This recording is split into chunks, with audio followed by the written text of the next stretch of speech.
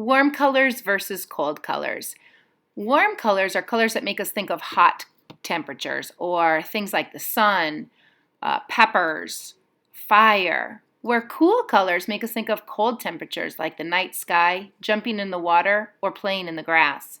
Let's start our first example using some watered down glue and some cold tissue paper.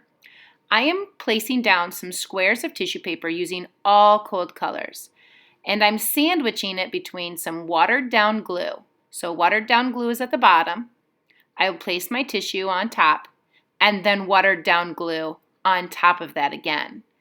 When I do my watered down glue, I want to completely fill up the whole entire white sheet of paper so that by the time that I'm done, there's little to no white.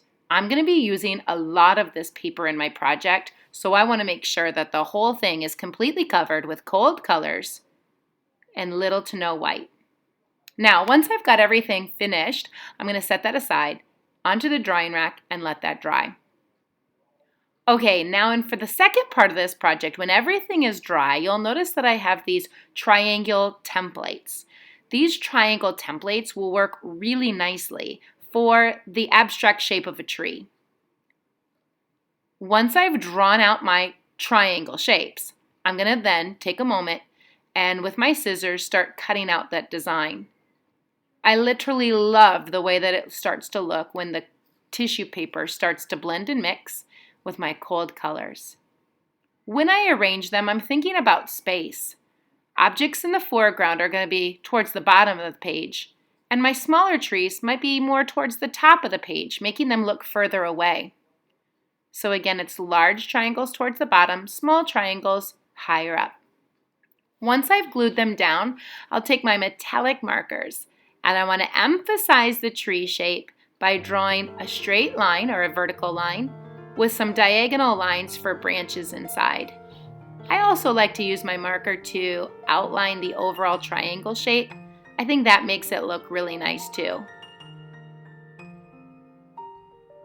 There, now as I'm taking my metallic markers for my tree, I also thought it might be kind of a cool idea to use metallic markers to make snowflakes into my background.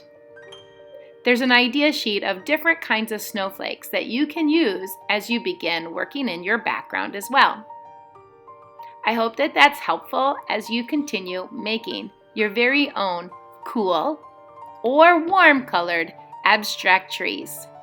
Happy art making and have fun!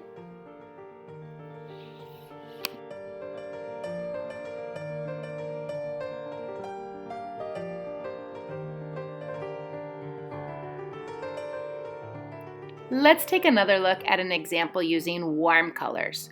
Warm colors, again, are the colors that make us think of warm temperatures. So my reds, oranges, yellows, pinks are going to be excellent options for this part of the project. Once again, you'll notice watered down glue at the bottom of the paper, placing the tissue into the watered down glue, and then placing watered down glue on top of it. You want to make sure that all of your tissue papers don't flake or fall off.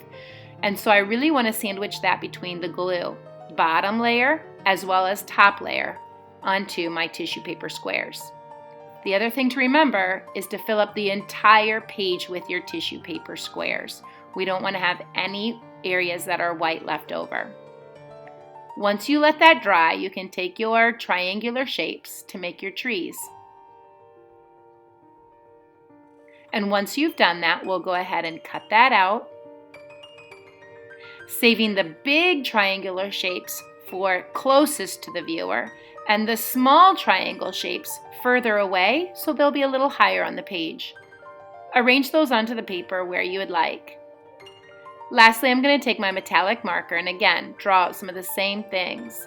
Outline the triangle, vertical line inside with diagonal lines inside that tree.